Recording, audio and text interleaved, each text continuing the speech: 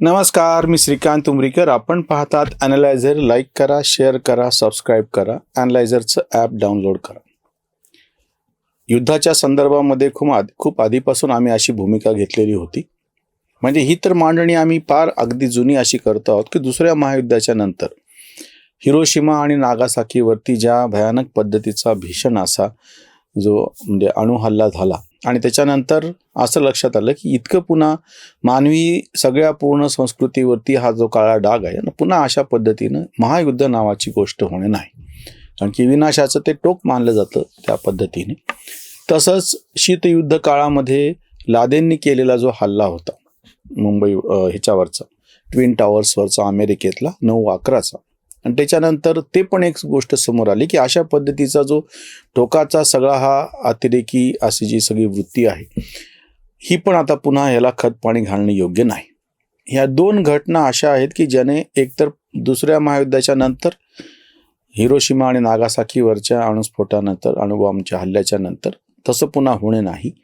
आणि ट्विन टॉवरवरचा हल्ला ज्या पद्धतीने लादेननी केला आणि तेव्हा त्यांना पाठिंबा देणाऱ्या सगळ्या शक्ती ज्या आहेत तेव्हापासून त्यांनी हे प्रत्यक्ष हे पाठिंबा देणं सगळं कसं बंद केलं आणि अप्रत्यक्षरित्या छोटे मोठे सगळं चालू आहे.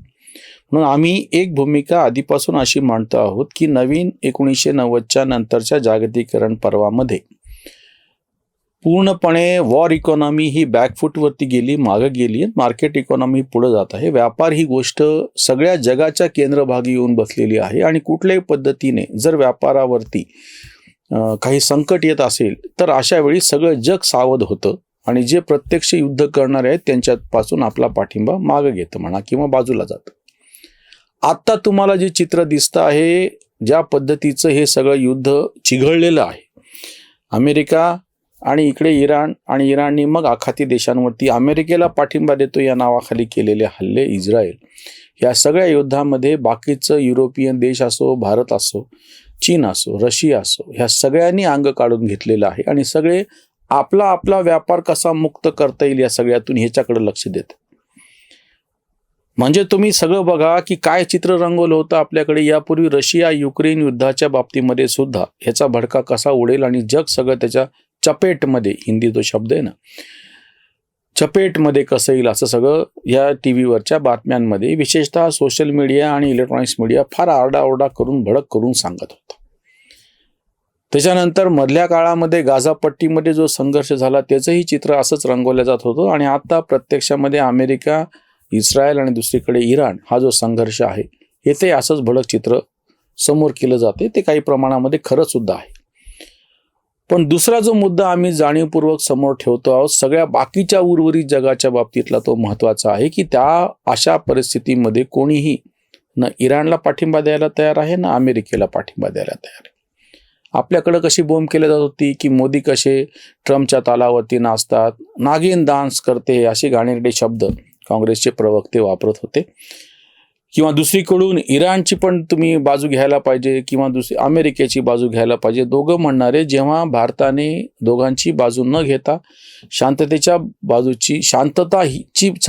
बाजू आपण कशी घ्यायला पाहिजे, युद्ध नको हीच भूमिका आधीपासून आपण घेतलेली होती. आणि त्याचा एक फायदा आता असा दिसतो आहे, एकतर आपले काही जहाजं त्या सगळ्या सामुद्रधुनीतून बाहेर निघायची परवानगी किंवा भारतीय झेंडे असलेले जहाजं तिथून सुरक्षितपणे येऊ शकत आहेत. आपल्याकडे इंधनाची टंचाईची दाहकता आहे पण ती कमी कशी आहे बाकीच्या जगापेक्षा. गॅस टंचाई, दोन्ही जे विषय बाकीच्या जगाला ज्या पद्धतीनं भेडसावत आहेत तसं न करता आपल्याकडे कमी कसं आहे असं चित्र समोर उभं राहिलेलं आहे. आताची गोष्ट अशी आहे की ज्याच्यावर आम्ही वेगळा व्हिडिओ सुद्धा केला की आबकारी कर, एक्साईज टॅक्स ह्याच्यावरचा पेट्रोल डिझेलवरचा कमी करू, 10% त्याच्यामध्ये कपात करू. या सगळ्या इंधन दरवाढीचं च्या झळा सर्वसामान्य लोकांपर्यंत पोहोचणार नाहीत ही व्यवस्था पण भारत सरकारने केलेली आहे. हा जो मुद्दा तुम्ही सगळं बघा. आणि आता जे युद्ध ज्या परिस्थितीला येऊन थांबलेलं आहे मी यासाठी म्हणेल की त्याची व्याप्ती वाढू शकत नाही. सगळ्यांना असं वाटलं होतं की ह्या निमित्तानं तिसरं महायुद्ध होईल. जग सगळं त्याच्यामध्ये संकटामध्ये सापडलेलं आहे पण त्याची जी तीव्रता सगळ्यांना अपेक्षित तशी ती राहिली नाही, कारण की बाकीच्या सगळ्या देशांनी अंग काढून घेतलेलं आहे. आता तर ते अशा ठिकाणी जाऊन फसलेलं आहे की वापस कसं यायचं. अमेरिकेचा अगोचरपणा एकीकडं आहे आणि दुसरीकडं जी उद्धट एक भूमिका इराणसारख्यांनी घेतलेली आहे, ताठर अशी भूमिका घेऊन बसलेली आहेत, ते त्यांची अडचण आहे. म्हणजे दोन्हीमध्ये असं एक विचित्र लॉकडाऊन होऊन बसलेलं आहे. दोघांनाही युद्ध थांबायचं आहे, पण ते आता दोघांच्या तशा अर्थाने हातात उरलेलं नाही, कारण की त्यांनीच ते सुरुवात केलेली होती, विशेषतः अमेरिकेने. आता या सगळ्या पार्श्वभूमीवर तुम्ही परत एकदा तपासून पहा. आपल्याकडचे विरोधक काय मोदींना शिव्या घालतात वगैरे, तोही छोटा भाग आहे संपूर्ण जगाच्या दृष्टीने, ते बाजूला ठेव. एक जे चित्र आता समोर येत आहे की भारतामध्ये मोठ्या प्रमाणात व्यापाराची शक्यता आहे, व्यापार होऊ शकतो, तो थांबवून चालणार नाही. जसं भारताला अडचण आहे त्याच पद्धतीने ती जगाला सुद्धा अडचण आहे. भांडवलदार आणि सगळं ह्या मल्टीनॅशनल कंपन्या ह्याच्या नावानं बो म्हणाले ही विसरतात. ह्या कंपन्यांना जसा व्यापार करायचा असतो, दुसरीकडून त्या व्यापाराला पोषक अशी भूमिका म्हणजे वातावरण पण असावं लागतं. असं होत नाही की तुमचे जे काही ग्राहक आहेत त्यांचं तुम्ही पूर्णपणे त्यांना पिळून काढतात आणि तुम्हाला फायदा मिळतो आहे. तो ग्राहक वाचला तर तुम्ही वाचणार आहात. ह्याच्यातला एक सरळ साधा मुद्दा असा आहे भांडवलशाहीतला, तुम्हाला सर्वसामान्य ग्राहकाला यांच्या म्हणण्याप्रमाणे लुटायचं असेल तर त्या लुटीसाठी त्या मुळात ग्राहकाच्या खिशामध्ये पैसा तर आला पाहिजे. ग्राहकाच्या खिशामध्ये पैसा यायची व्यवस्था केली तर त्या ग्राहकाला आपल्याला लुटता येईल. तथाकथित यांच्या भाषेत सांगायचं तर एखादं गाव गरीब असेल तर त्या गावाच्या जीवावरती सावकारी करणारा सावकार किती श्रीमंत होऊ शकेल म्हणून. जर त्या गावामध्ये पैसा आला तर त्या पैशाची लूट होऊ शकेल असं पुढचं म्हणता येईल. म्हणजे हा जो विरोधाभास होता, आता हे तुम्ही जगाच्या पातळीवरती लावून बघा. या युद्धाच्या पार्श्वभूमीवरती जर हे व्यापार सगळा मोठ्या प्रमाणात उद्योग व्यापार जगभरात चालू आहे आणि त्याला जर कुठल्या कारणानं हानी पोहोचत असेल तर त्याचं नुकसान जसं आपल्याला गॅस पाहिजे आहे, इंधन पाहिजे आणि त्याच्यामध्ये तुटवडा झाल्यामुळे ज्या अडचणीला तोंड द्यावं लागतंय, आणि दुसरीकडून ज्यांनी तो गॅस किंवा ज्यांनी ते क्रूड ऑइल खनिज तेल ज्यांना विकायचे त्यांची पण अडचण आहे, कारण की तो त्यांच्या व्यवसायाचा भाग आहे. याचा जो पैसा मिळणार आहे त्याच्यामधून त्यांच्या अर्थव्यवस्थेला गती मिळणार आहे. त्याच्यामुळे आताचं जे चित्र समोर आलेलं आहे की युद्धचं काय करावं हे प्रत्यक्ष युद्ध करणाऱ्या देशांनाच पडलेली चिंता आहे आता. आणि त्याच्यामुळे आपण जी घेतलेली आधीपासूनची भूमिका होती, एरवी हे मोदीच्या नावानं बंबा मारत होते, पण मोदींचीच भूमिका किंवा मोदीसारखी भूमिका जेव्हा ज्या राष्ट्रांनी आम्ही युद्धात पडणार नाही अशी घेतलेली आहे. युरोपातले प्रमुख राष्ट्र आहेत, ऑस्ट्रेलियासारखं राष्ट्र आहे, हे सगळ्यांनी भारतासारखीच भूमिका घेतलेली की आम्ही युद्धात पडणार नाही, आम्ही तुम्हाला या युद्धासाठी पाठिंबा देणार नाही. आम्हाला ज्या ज्या गरजा आहेत त्या सगळ्या गरजा त्या खाडीतून ज्या पद्धतीने इंधनाचे जहाजं जशी मोकळे होतील तशी सगळ्यांना पाहिजे आहे. आणि ह्याच्यासाठी इराणच्या विरोधामध्ये पण ते जायला तयार नाहीत आणि अमेरिकेचा मोठा वाटा सगळ्या जागतिक व्यापारामध्ये, त्याच्यामुळे अमेरिकेच्या विरोधात जायला तयार नाही आणि दुसरीकडून दोघांना पाठिंबा पण द्यायला तयार नाही. ही जी परिस्थिती होऊन बसलेली ती थोडीशी शांतपणे लक्षात घ्या. आपल्याकडचे हे जे सगळे भडकाऊ वक्तव्य करणारे, लिखाण करणारे आणि तिसरं महायुद्धच कसं होऊ घातलेले बोलणारे, हे सगळे या परिस्थितीनं संकटात सापडले. म्हणून आम्ही ह्याच्या पूर्वीचं पण उदाहरण दिलं की ही सगळी कुठलीच युद्ध, यापूर्वी सुद्धा इराकवरती अमेरिकेनं हल्ला करून सद्दाम हुसेनला कसं फासावर दिलं ही गोष्ट समोर आहे. रशिया युक्रेन प्रकरण आहे, त्याच्यानंतर इस्रायल गाझा आहे आणि आता इराणवरचं आहे. प्रत्येक वेळी जेव्हा युद्धजन्य परिस्थिती उभी राहिली, युद्ध झालं पण मर्यादित झालं, त्याचे परिणाम एका मर्यादित राहिले. जागतिक पातळीवरती युद्ध जावं असं कुठलीही घटना 1945च्या दुसऱ्या महायुद्धाच्या नंतर घडलेली नाही.